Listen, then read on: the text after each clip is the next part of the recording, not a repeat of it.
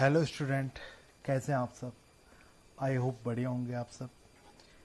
अब जैसे कि हमने कल तक क्या पढ़ा था, इंटीग्रल इक्वेशन में हमने नॉन होमोजेनियस के हमने ऑब्जेक्टिव क्वेश्चन करे थे कि अगर एफ एक्स ये है और लैम्डा की वैल्यू ये है तो इसके नो सोल्यूशन होंगे, इनफाइनाइट सोल्यूशन होंगे कि क्या होंगे। तो ऑब्जेक्टिव टाइप में अगर हमें केवल ये पता करना है हम कि सोल्यूशन क्या होंगे, किसके लिए होंगे, तो उसको निकालने के लिए हम क्या करेंगे। कल तक हमने क्या लेंथी मेथड यूज किया था, जो मतलब अगर सब्जेक्टिव टाइप से अगर हमें पूरा प्रूव करना है तो हम उस मेथड से कर सकते हैं। लेकिन अगर हमें क्या करना है, जल्दी से निकालना है, तो आप एक हेल्प ले सकते हैं। ठीक है, अब उसका जो मेथड है नॉन होमोजेनियस वाले के लिए, तो उसके मैं आपको क्या करता हूँ, एक दो ट्रिक हैं हमारे ट्रिक, मतलब कैसे समझें कि उसके एक तरीका है कि हम आराम से क्या कर सकते हैं, जल्दी से सॉल्व कर सकते हैं। आप लेंथी तरीके से भी कर सकते हैं। तो उसमें आपको दो चीज़ें बहुत ध्यान में रखनी है। ठीक है, एक तो आपको क्या रखना है यार, मैं इसको आप ध्यान रख, अल्फ़ा जे आई, अल्फ़ा जे आई है ये हो गया ए टू बी। ये मैं फ्रेडोन के लिए बता रहा हूँ, अल्फ़ा आई एक्स बीटा जे एक्स डी एक्स मीन्स जो कैसा कर्नल है, डी जनरेट कर्नल है, इसका मतलब क्या होता है, सेपरेबल कर्नल है। अगर वो इस फॉर्म में लिखा जा रहा है, आपको पता है डी जनरेट कर्नल क्या है, तो अगर हम अल्फ़ा और बीटा निकाल लें तो हमने क्या करना है, उस पर हम क्या करेंगे, alpha one one, alpha one to, जो भी है वैल्यू, इनको निकाल के इसकी वैल्यू निकालेंगे। उसके बाद एक मैट्रिक्स बनाएंगे, one minus lambda alpha one one minus lambda alpha one two, ऐसे करते करते अब जितने भी आएंगे। Similarly minus lambda alpha two one, यहाँ पर क्या आएगा फिर one minus lambda alpha two two two. ठीक है, एंड सो ऑन। और यहाँ पर आएगा minus lambda alpha N one, last में आएगा one minus lambda alpha N N. ये एन क्रॉस एन का मैट्रिक्स बनेगा। इसको निकालिए, इससे लैम्डा की वैल्यूज निकालिए, आइगन वैल्यूज की निकालिए। ये आपको नॉन होमोजेनियस के लिए भी काम आएगा और होमोजेनियस के लिए भी शॉर्टकट तरीके से काम आएगा। आप इजीली इससे क्या निकाल सकते हैं, क्योंकि ये मैट्रिक्स ऐसा ही बनता है। ठीक है, जो थ्योरम के बेस पे निकलता है। तो इसमें क्या करना है, हमने आइगन वैल्यूज निकाले हैं। अब नॉन होमोजेनियस का केस क्या है, देखिए ध्यान से समझिए। इसमें नॉन होमोजेनियस का केस ये है कि जो लैम्डा जो आइगन वैल्यूज निकाली आपने, वो इसके मेथड से निकालना है। ठीक है, उसके बाद जो हमारे पास एफ एक्स गिवन होगा, फिर एफ एक्स पे डिपेंड करेगा। तो उसके साथ जैसे हम क्या करेंगे, लैम्डा के करस्पॉन्डिंग क्या निकालेंगे, आइगन फंक्शन। उस आइगन फंक्शन का हम क्या करेंगे, एफ एक्स के साथ इंटीग्रेशन करेंगे। अगर वो क्या आया, नॉन जीरो वैल्यू आई, मतलब मैं यहाँ पर लिख देता हूँ एफ एक्स, और जो आइगन फंक्शन आया उसको मैं जी एक्स नाम दे रहा हूँ। ठीक है, लैम्डा के करस्पॉन्डिंग जो भी आया इसको जी आई एक्स दे दो, जो भी दे दो डी एक्स, इसी ए टू बी। अगर मैं नॉन होमोजेनियस की बात करूँ, ठीक है, अगर ये जीरो आया तो ये इनफाइनाइट सोल्यूशन को शो करेगा। और अगर A to B F X G I X क्या है हमारे पास, नॉन जीरो, तो नो सोल्यूशन करेगा। लैम्डा के करस्पॉन्डिंग जो हमारे आइगन फंक्शन निकलेंगे जी वन एक्स जो भी होंगे, हम अभी इसके करस्पॉन्डिंग हम क्या कर लेंगे, एग्जाम्पल ले लेंगे। लेकिन अगर क्या है, लैम्डा जो है हमारे पास जो वैल्यू है, अगर वो आइगन वैल्यूज के अलावा है तो वो क्या होगा, हमारे पास जो लैम्डा है वो आइगन वैल्यू जीरो नहीं है उसके बराबर, मतलब आइगन वैल्यू के अलावा जो वैल्यूज होंगी उनके करस्पॉन्डिंग आएगा, तो क्या आएगा, यूनिक सोल्यूशन आएगा। ये आप ध्यान सकते हैं किसके लिए, नॉन होमोजेनियस के लिए। अगर मैं किसकी बात करूं, होमोजेनियस की बात करूं, तो होमोजेनियस केस में क्या होगा, होमोजेनियस के लिए क्या होगा, दो ही टाइप के होते हैं, एक इनफाइनाइट सोल्यूशन होता है और एक यूनिक सोल्यूशन होता है। ठीक है, तो उसमें दो ही केस आते हैं, यूनिक सोल्यूशन, और उसमें यूनिक सोल्यूशन ही उसका जीरो सोल्यूशन होता है। तो लैम्डा के करस्पॉन्डिंग क्या होते हैं, इनफाइनाइट सोल्यूशन होते हैं जिन्हें आइगन वैल्यूज कहते हैं, और उसके अलावा जो होंगे वो आएंगे यूनिक सोल्यूशन, जो आएंगे जीरो सोल्यूशन। तो होमोजेनियस के लिए होता है, उसमें ये केस नहीं होता।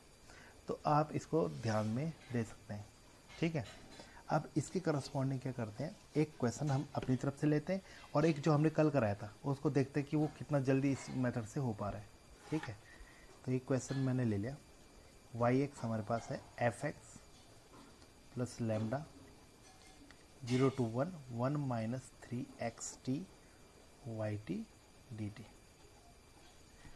अब आपने यहाँ पर क्या करना है, इसके जो ऑप्शन है हमारे पास देखिए, then integral equation has, A option है no solution if lambda equal to 2 and F X equal to 1। B option है infinite solution for lambda equal to 2 and F X equal to X. C option है unique solution if lambda equal to -2 और F X equal to cos hyperbolic X. D option है no solution if lambda equal to 2 and F X equal to X. और एक और option ले लेते ई, ठीक है, has unique solution if lambda equal to 3, 0, -3 और एफ एक्स है साइन हाइपरबोलिक एक्स। ठीक है, अब मैंने इसमें हम बहुत सारे ऑप्शन बना सकते हैं, तो इसको जरा देखते हैं इस मेथड से सॉल्व करके कि क्या हमारे पास रिजल्ट आता है। तो यहाँ पर जो है हमने केवल इस के एक्स टी पे डिपेंड देखना है कि यहाँ पर हमारे पास किस फॉर्म में है। तो के एक्स टी क्या है, देखिए के एक्स टी हमारे पास है 1 माइनस 3xt।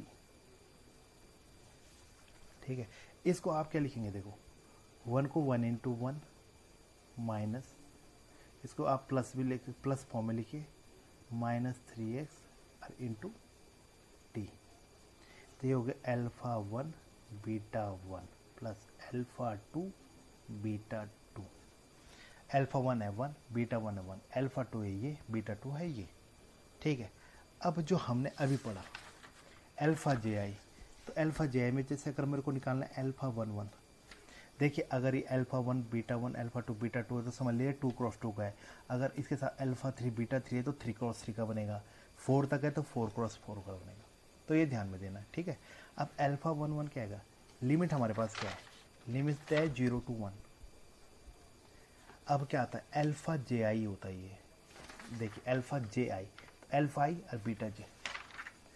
अल्फ़ा जे आई मतलब जे 1 है, आई भी 1 है, तो क्या आएगा, इसमें आएगा अल्फ़ा 1 और बीटा भी 1, तो 1 इंटू 1 डी एक्स। ठीक है, 1 इंटू 1 आ जाएगा एक्स, मतलब 1 का इंटीग्रेशन हो जाएगा एक्स, 0 to 1 क्या आ जाएगा 1। अब निकालिए अल्फ़ा 1 2, अल्फ़ा 1 2 आएगा, अल्फ़ा जे आई है तो अल्फ़ा 2 बीटा 1, अल्फ़ा 2 क्या है -3x, अब बीटा 1 क्या है 1 डी एक्स। तो क्या हो जाएगा -3 बाहर आ जाएगा, एक्स का हो जाएगा x² 2, 0 to 1 तो क्या आ जाएगा -3/2।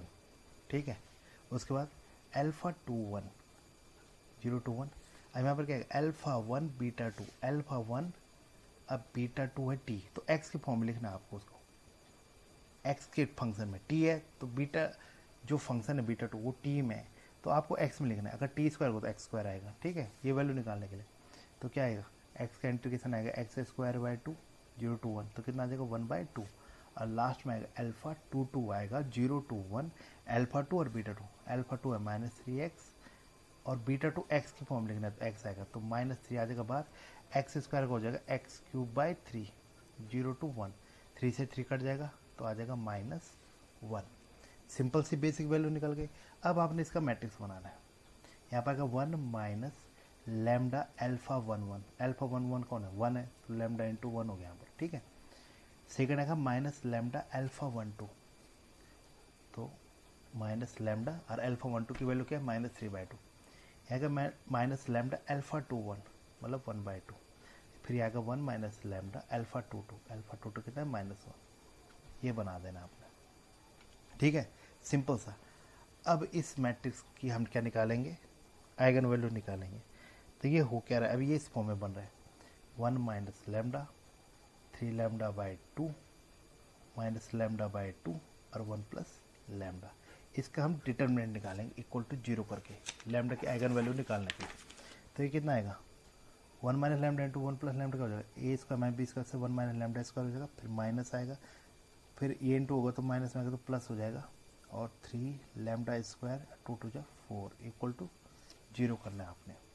तो ये हो जाएगा 1, अब ये हो जाएगा -4 + 3 मतलब minus lambda square by 4 equal to 0। तो लैम्डा की वैल्यू आ गई +-2। अब यहाँ पर मेन पॉइंट है, ये आइगन वैल्यूज निकल गई। अब ये देखते हैं कि इनके करस्पॉन्डिंग जो है वो इनफाइनाइट सोल्यूशन है कि नो सोल्यूशन है। तो इसके करस्पॉन्डिंग सबसे पहले हम क्या निकालेंगे, आइगन फंक्शन। तो क्या आएगा, पहले निकालेंगे फॉर लैम्डा इक्वल टू 2। अब यहाँ पर 2 रखना है आपने इसमें, ठीक है।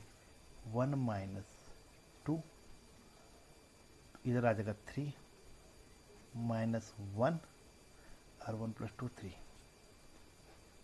इसको बना देंगे मैट्रिक्स, इधर लिख देंगे C1 C2, ठीक है, इक्वल टू इधर लिख देंगे 0 0। C1 C2 की वैल्यू निकालेंगे, तो -1 और 3 से हमारा, तो -C1 + 3C2 इक्वल टू 0। तो इसकी मतलब C1 की वैल्यू क्या है, 3C2, ठीक है। अब सिंपल से क्या करना है, आपने C1 की जगह 3C2 लिख सकते हो, या आप C2 को 1 मान लो तो C1 हो जाएगा 3, मतलब C2 को मान लो 1 और C1 हो जाएगा 3। को जो एक मानना है आपने करस्पॉन्डिंग, कोई भी वैल्यू लेके एक बार लेना है आपने। अब यहाँ पर क्या आएगा, C2 की जगह 1 और C1 की जगह 3। अब ये इस प्रकार से आएगा, जब हम इसको वैल्यू लेंगे, ठीक है, तो इसके करस्पॉन्डिंग जब हम आइगन फंक्शन निकालेंगे तो ये आ जाएगा yx इक्वल टू, जब हम निकालेंगे इसकी वैल्यू, जब हम निकालेंगे तो इसमें हम क्या करेंगे, देखिए इसमें क्या करना है, केवल ये हिस्सा चेक करना है। इसमें क्या आएगा, ये किस फॉर्म में है, ये yx इक्वल टू है fx + लैम्डा। अब यहाँ पर क्या करेंगे, ये अलग अलग ले जाऊंगा तो क्या आना था इसमें, 0 to 1 1 yt dt और -3x बाहर रख के, और 0 to 1 t yt dt, ठीक है। तो ये हो जाएगा fx + लैम्डा, ये हो जाना था C1, क्योंकि इसको C1 मान लेंगे, -3C2x। तो केवल मैं इस हिस्से की बात करूँ जो होमोजेनियस वाला पार्ट होता है, अभी fx की बात छोड़िए, इसके केवल ये वाले हिस्से की बात करिए, C1 - 3C2x लैम्डा। तो लैम्डा की जगह हम क्या रखेंगे 2, और दूसरी बात यहाँ पर C2 की जगह 1 और C1 की जगह 3। तो किस फॉर्म में बन जाएगा, 2 × C1 है 1, C1 है 3, तो जगह 3 माइनस 3C2 हो जाएगा 3x। तो 3 बाहर ले जाना तो कांस्टेंट हो जाएगा, तो 1 - x आ गया, या 6 × 1 - x ले सकते हो। तो इसके करस्पॉन्डिंग, किसके करस्पॉन्डिंग, लैम्डा इक्वल टू 2 के करस्पॉन्डिंग जो gx आया, तो इसको नाम दे देते हैं हम g1x। केवल इस हिस्से को देखना आपने, fx अभी रहने दीजिए, ठीक है। दूसरा हिस्सा, अब लैम्डा इक्वल टू किसके लिए निकालते हैं, -2 के लिए। अगर लैम्डा -2 होता तो वो मैट्रिक्स क्या बनता, ये मैट्रिक्स बनता ये वाला, या यही बात करिए 1 माइनस लैम्डा, तो 1 + 2 हो जाता 3 लैम्डा बाई 2, ये हो जाता -3 माइनस लैम्डा बाई 2, तो ये हो जाता +1 और 1 - 2 -1। अब यहाँ से क्या आएगा, ये आएगा C1 - C2 की फॉर्म में आएगा, 3C1 - 3C2 = 0, तो C1 = C2। तो इसमें C1 C2 1 1 रखिए, तो इसके करस्पॉन्डिंग yx क्या आएगा, लैम्डा की जगह -2 रखना है, इसको हम G2 नाम दे रहे हैं, ठीक है। और ये था C1 - 3C2x, C1 - 3C2x, मतलब इसके करस्पॉन्डिंग 1 - 3x। इसको कॉन्स्टेंट को आप बाहर रख सकते हो, या आप -2 भी ले सकते हैं, इसको लीजिए या इस हिस्से को लीजिए। तो कांस्टेंट बाहर रख के जो फंक्शन आया, ये g2x हो गया और ये हमारा g1x हो गया। जब हम ये निकाल देंगे तो हमने क्या करना है, अब हमारे पास fx क्या दी होना है। अब fx जो हमारे पास है वो 1 है, x है। अब इनके पहले हम fx = 1 लेके चलते हैं। अगर fx 1 हुआ तो हमने निकालना है, हमने जो सेकंड ये बताया था, कौन सा, ये वाला। अभी देख रहे हैं इस पर 0 किसके लिए बन रहा है, fx अगर 1 होगा तो ये चेक करना है। तो पहले हम g1 के लिए करते हैं, ठीक है। तो g1 के साथ क्या आ रहा है, तो 1 × पहला वाला था 1 - x, ये आया हमारा, ये लिमिट है 0 to 1, क्या जाएगा एक्स माइनस एक्स का हो जाएगा x square by two D x 0 to 1 यार 1 माइनस 1/2 यार 1/2 क्या रहा नॉन जीरो। कोई एक भी अगर नॉन जीरो आया C1 मतलब क्या है कि अगर मैं G1x की बात करूँ या G2x की कोई भी एक नॉन जीरो आया तो समझ लीजिए नो सोल्यूशन हो गया। अगर दोनों के दोनों जीरो आए तो हम बोलेंगे इनफाइनाइट सोल्यूशन। तो यहीं पर आ गए तो इसका मतलब क्या होगा नो सोल्यूशन होगा फॉर f(x = 1)। ठीक है, तो इसका मतलब जो पहला ऑप्शन है हमारे पास, जो पहला ऑप्शन क्या था f(x = 1) has no solution if lambda = 2। तो इसका मतलब ये क्या हो जाएगा, बिल्कुल करेक्ट हो जाएगा। अब देखते हैं x के साथ, कोई भी चेक कर लिया आप, पहले कर लिए, फिर अगर पहले में जीरो आ रहा है तो दूसरा भी चेक करना है, दोनों के साथ करना है। तो x × 1 - x मैंने G1x लिया है और f(x) लिया है। सेकंड ऑप्शन चेक करने के लिए ये हो जाएगा x का इंटीग्रेशन x² 2 और x² का हो जाएगा x³ 3 0 to 1 आ जाएगा 1/2 - 1/3। ठीक है, आ जाएगा 1/6। ये भी क्या है नॉन जीरो, तो इसका मतलब इसके लिए भी क्या आएगा नो सोल्यूशन। तो इसका मतलब सही है क्या, नहीं है, इनफाइनाइट सोल्यूशन आ ही नहीं रहा है क्योंकि लैम्डा आइगन वैल्यू के लिए था। अब लैम्डा -2 के, ये 2 के करस्पॉन्डिंग हमने वैसे भी क्यों लिया 1 - x, क्योंकि 2 के करस्पॉन्डिंग कौन था 1 - x था। अब -2 के करस्पॉन्डिंग देखिए, -2 के करस्पॉन्डिंग कितना था 1 - 3x, तो 1 - 3x करके देखिए। ठीक है, तो 1 - 3x का इंटू करते हैं थर्ड ऑप्शन के लिए cos हाइपरबोलिक x। ठीक है,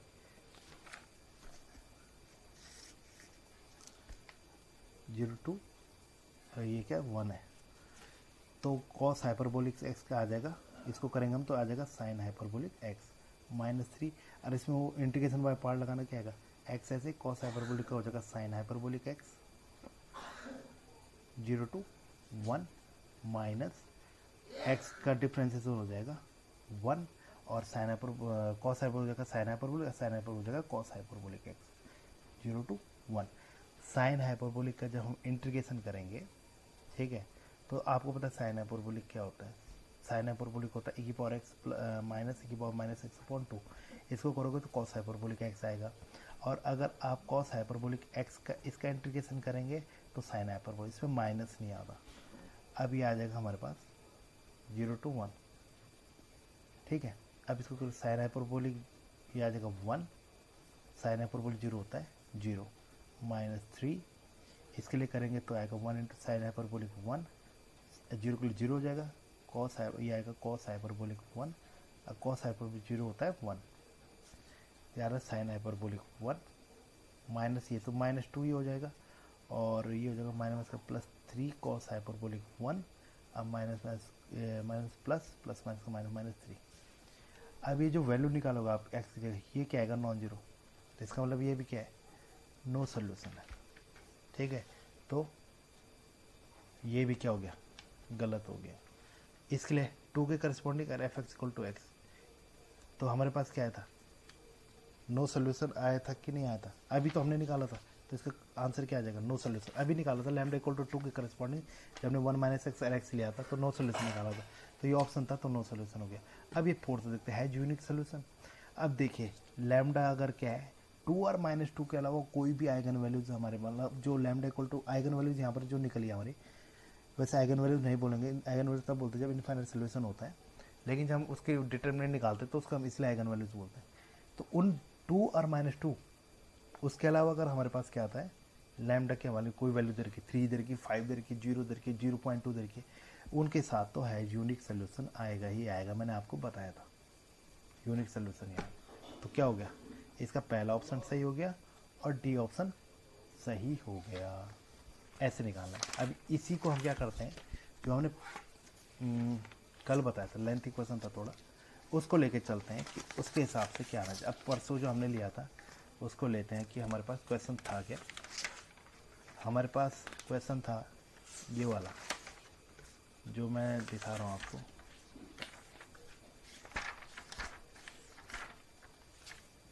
ये वाला था,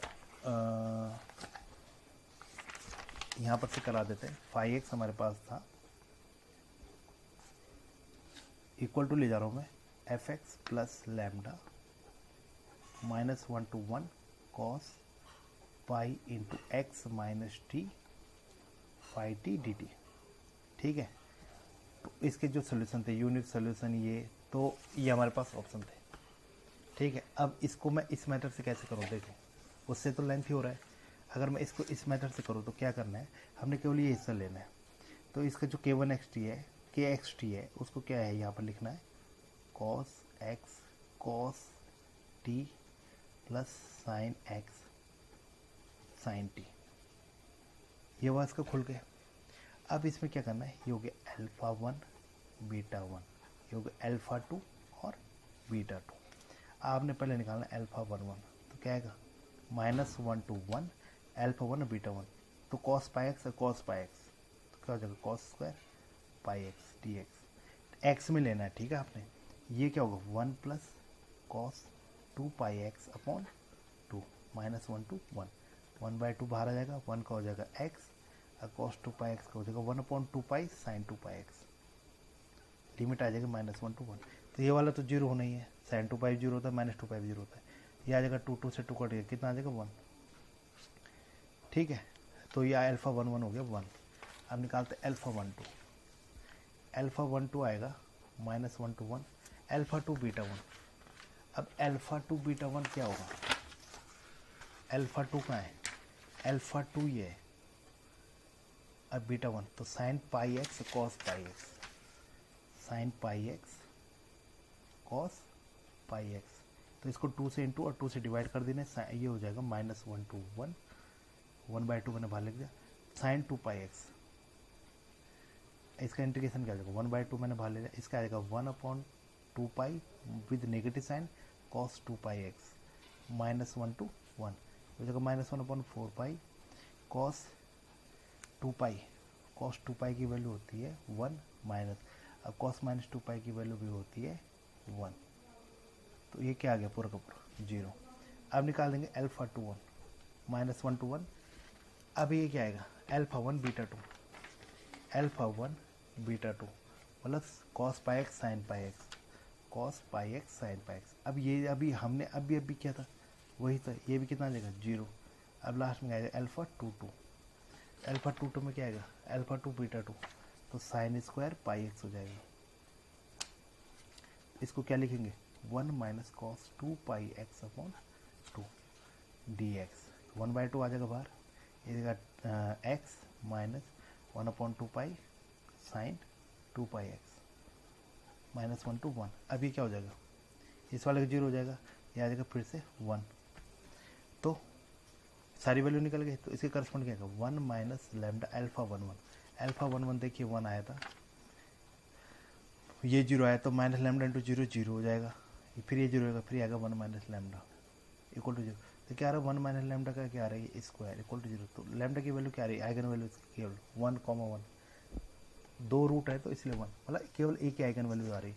तो इसकी जगह लैम्डा इक्वल टू 1 रखेंगे तो क्या आएगा 0 0 0 0 C1 C2 इक्वल टू 0 0। अब यहाँ पर क्या वैसे भी क्या आ रहा है, क्योंकि क्या है लैम्डा इक्वल टू 1 क्या आ रहा है डबल रूट आ रहा है। डबल रूट आने का मतलब क्या है, यहाँ पर जो आप C1 और C2 की 2 बार वैल्यू ले सकते हैं। C1 1 लीजिए, C2 भी 1 लीजिए, एक C1 ले लीजिए 1 और C2 ले लीजिए 0, बाकी इसके करस्पॉन्डिंग बन जाएंगे। तो आप इसके करस्पॉन्डिंग क्या कर सकते हो, जब हम वैल्यू निकालेंगे, देखिए यहाँ पर जो वैल्यू निकली, तो C1 अगर मैं C2 और दोनों की वैल्यू क्या ले लेता हूँ 1 ले लेता हूँ, तो यहाँ पर कितना आएगा देखिए C1 और C2 हमारे पास ये जो फंक्शन था ये इस फॉर्म में बना होता, तो ये हो जाएगा 5 जो इसके करस्पॉन्ड जो G1x आएगा, G1x कितना आएगा, G1x आएगा हमारे पास यहाँ पर केवल इस वाले हिस्से के लिए लेते हैं, लैम्डा इक्वल टू 1 रखना हमने, ठीक है, क्योंकि 1 ही केस आ रहा है केवल। तो क्या आ रहा है इस फॉर्म में बनाते ही आएगा -1 to 1 cos pi X cos pi T और plus sine pi X sine pi T. तो इस पर cos पाई एक्स बाहर लेंगे तो C1 ले लेंगे उसको, तो C1 cos pi x form बना और C2 साइन पाई एक्स बना। तो एक हम क्या ले लेंगे, या 1 1 0 ले लीजिए और 0 1 ले लीजिए, सबसे बेसिक 1 0 और 0 1 जो इंडिपेंडेंट हो, क्योंकि क्या उसकी रैंक कितनी है 2 है। तो क्या आ जाएगा, एक हो जाएगा cos पाई एक्स और एक हो जाएगा साइन पाई एक्स। इसको ले लीजिए G1x इसको ले लेना आप g2x। अब इनका इंटीग्रेशन करते हैं किसके करस्पॉन्डिंग, जो हमारे पास fx गिवन है। तो हमारे पास fx क्या क्या गिवन थे, एक 1 था और x था। अब 1 से करना है और एक बार x के साथ करना है, ठीक है। तो अब मैं cos पाई x लेता हूँ। cos पाई x का इंटू 1 करा -1 to 1 कितना आया 1/पाई साइन पाई x -1 to 1 तो कितना रहा 1/पाई साइन पाई 0 होता है, साइन माइनस पाई 0, तो क्या है 0 आया, ठीक है। और -1 to 1 sine pi x into 1 दोनों केस में करना है, ठीक है। 1/पाई minus cos pi x -1 to 1 तो आएगा -1/पाई कॉस पाई कितना होता है -1 माइनस कॉस माइनस पाई कितना होता है -1। तो इसमें भी कितना आ रहा है 0, ठीक है। तो दोनों केस में क्या आ जाएंगे इनफाइनाइट सोल्यूशन। किसके लिए अगर एफ एक्स क्या है 1 है। अब देते हैं F X equal to X है तो -1 to 1 X cos pi X का इंटीग्रेशन करते हैं, क्या आएगा एक्स ऐसी कॉस पाई एक्स का 1/पाई sine pi X -1 to 1 minus X का डिफरेंस हो जाएगा 1, फिर आ जाएगा कॉस पाई 1/पाई साइन पाई एक्स -1 to 1। अब इसमें रखिए 1 के साथ आएगा 0 और -1 के साथ आएगा 0, क्योंकि साइन पाई भी 0 होता है, साइन माइनस भी 0 होता है, 0 आएगा माइनस 1/पाई पहले से, फिर इसका क्या आएगा 1/पाई माइनस में, तो माइनस का हो जाएगा प्लस 1/पाई square cos pi X -1 to 1 1/पाई स्क्वायर कॉस पाई की वैल्यू क्या होगी कॉस पाई हो गया हमारे पास -1 माइनस कॉस माइनस पाई कितना होता है -1, तो -1 + 1 तब भी क्या ना रहा है 0। अब लेते हैं -1 to 1 x sine pi X का, तो क्या आ जाएगा यहाँ पर एक्स ऐसे 1/पाई माइनस में cos pi X -1 to 1 minus X का डिफरेंस 1 हो जाएगा, साइन का इंटीग्रेशन हो जाएगा -1 प्लस हो जाएगा 1/पाई कॉस पाई एक्स -1 to 1। अब इसमें चेक कर लिए 1 रख माइनस बाहर ना, अगर मैं 1 रखूँगा तो क्या आएगा 1/पाई कॉस पाई -1/पाई पूरा बाहर ले लेना, तो 1 into cos pi 1 into cos pi कितना कॉस पाई की वैल्यू क्या होती है -1, ठीक है। फिर माइनस, अब -1 इंटू -1 क्या हो जाएगा +1 प्लस 1/, ये हो जाएगा पाई स्क्वायर कॉस पाई का हो जाएगा साइन पाई एक्स -1 to ये तो 0 हो जाएगा, तो क्या आ रहा है माइनस का ये आ जाएगा +2/पाई, ये क्या आ रहा है नॉन जीरो आ रहा है। तो x के करस्पॉन्डिंग यहीं पर नॉन जीरो आ गया, इसका मतलब x के जो जब हम एफ एक्स एक्स लेंगे तो क्या आ जाएगा लैम्डा इक्वल टू 1 के करस्पॉन्डिंग नो सोल्यूशन आएगा। तो यहाँ पर देखते हैं यहाँ पर ऑप्शन क्या था हमारे पास, लैम्डा इक्वल टू देख लेते हैं यहाँ पर, अगर F X equal to X है तो नो सोल्यूशन आ रहा है किसके लिए लैम्डा इक्वल टू 1 के लिए जब एफ एक्स एक्स है, और लैम्डा इक्वल टू 1 के लिए अगर एफ एक्स 1 है तो क्या आ रहा है इनफाइनाइट सोल्यूशन आ रहा है। अगर lambda does not equal to 1 है तो क्या आएगा कन्फर्म क्या आएगा यूनिक सोल्यूशन आएगा, ठीक है। तो ये वाला इसके अलावा बाकी तीनों क्या है यहाँ पर सही हो जाएंगे हमारे पास आंसर, ठीक है। तो आप यहाँ पर से इजीली क्या कर सकते हैं वैल्यूज़ निकाल सकते हैं, ठीक है। अब इसके आगे हम क्या करेंगे, देखिए मैं बता रहा हूँ, देखो लैम्डा हमारे पास 1 आया, 1 के अलावा कोई भी होगा तो यूनिक सोल्यूशन होगा, ये तो कंफर्म है, तो पहला तो आंसर सही ही है। अब दूसरी बात है जब हमने क्या करा था F X equal to X लिया था तो नो सोल्यूशन आ रहा है, ठीक है, क्योंकि अभी हमने देखा नो सोल्यूशन आ रहा है, तो ये क्या हो गया ये भी करेक्ट हो गया। और जब एफ एक्स इक्वल टू 1 लिया था लैम्डा इक्वल टू तो क्या आ गया था इनफाइनाइट सोल्यूशन आ गया था, केवल गलत कौन सा इसमें बी ऑप्शन। तो आप इससे आप आसानी से हम कम टाइम पे हम निकाल सकते हैं कि किसके पास कितने सोल्यूशन होंगे। तो आज के लिए काफ़ी, आगे हम कल कंटिन्यू करेंगे। Thank you. तो मैं यहाँ पर एक मिस्टेक हुई थी उसको मैं सही करवा रहा हूँ, जो हमने कल पढ़ा था लेंथ मेथड से, उसमें मैंने क्या किया था यहाँ पर जब C1 वाला बिल्कुल करेक्ट था, C2 की जब हम वैल्यू निकाल रहे थे तो मैंने C1/2 2 से इंटू 2 से डिवाइड कर उसका 2 था। अब यहाँ पर जब लैम्डा C2/2 को जो 2 था ये वो 2 मैंने पहले बाहर ले लिया, तो यहाँ पर इस 2 की ज़रूरत नहीं पड़ेगी, तो यहाँ पर 2 ही रहेगा, ठीक है। अभी 2 हो गई तो यहाँ पर आएगा 1 - लैम्डा, तो यहाँ पर लैम्डा की वैल्यू तब भी क्या आएगी मतलब ऐसा आएगा C2 into 1 minus lambda equal to 2/पाई। तो लैम्डा अगर 1 के अलावा होगा तब तो C2 की यूनिक सोल्यूशन, C2 की सिंगल वैल्यू आएगी। तो लैम्डा को 1 नहीं होना चाहिए, नहीं तो नो सोल्यूशन आएगा। तो एफ एक्स इक्वल टू यहाँ पर जो एक्स था उसके लिए पास क्या हो रहा है, जब लैम्डा इक्वल टू 1 है तो नो सोल्यूशन आ रहा है। तो लैम्डा इक्वल टू 1 पे एफ एक्स जब एक्स है तो नो सोल्यूशन आ रहा है, इसलिए इसका सी आंसर भी सही है। तो कल यहाँ पर एक मिसप्रिंट हो गया था, एक लैम्डा बाई 2 आ गया था, उससे थोड़ा गलत हो गया था, ठीक है। दूसरी बात, जब हमने एफ एक्स इक्वल टू 1 के लिए भी हमने यहीं पर जो सेम केस कराया था, तो वही वाला जो मैंने ये हिस्सा बोला था, तो यहाँ पर ये 2 नहीं आएगा, तो यहाँ पर भी यही आएगा 1 माइनस लैम्डा इंटू C2। आप सही कर लेना उसको। तो इसमें लैम्डा इक्वल टू 1 पे C2 की क्या आ रही है, फिर इन्फाइनाइट वैल्यू आ रही है, और C1 पे भी इन्फाइनाइट वैल्यू आ रही है। तो एफ एक्स इक्वल टू जब 1 है तो लैम्डा इक्वल टू 1 पे क्या आ रहा है, इन्फाइनाइट सोल्यूशन आ रहा है। किसके लिए, 1 के लिए इन्फाइनाइट सोल्यूशन आ रहा है। अब इसमें क्या आता है, इन दोनों की बात बढ़ते हैं। तो जो लैम्डा 1 के अलावा जो हमारे पास आइगन वैल्यूज होंगी, मतलब 1 के अलावा कोई भी लैम्डा होगा तो यूनिक सोल्यूशन आएगा। कल तक इसलिए गड़बड़ हो रहा था क्योंकि हमारे पास 1 के अलावा 2 भी आ रहा था ना, जिसके लिए नो सोल्यूशन आ रहा था, इसलिए हमने वो सही नहीं किया हुआ था। तो अब ये सही है क्योंकि लैम्डा इक्वल टू 1 आ रहा है दोनों केसों में, जिसके लिए क्या आ रहा है, एफ एक्स इक्वल टू 1 के लिए इन्फाइनाइट सोल्यूशन आ रहा है, तो ये सही है।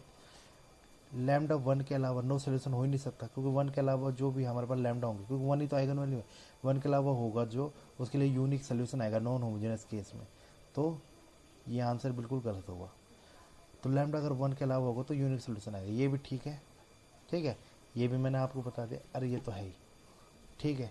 तो अब ये ठीक कर लेना, जो मैंने आज का पढ़ाया तो उससे हम कल का चेक कर सकते हैं, ठीक है। तो इसलिए मैं बता रहा था क्योंकि यहाँ पर थोड़ा सा मिसप्रिंट हो गया था, उसकी वजह से देखो आंसर कितना चेंज हो जाता है।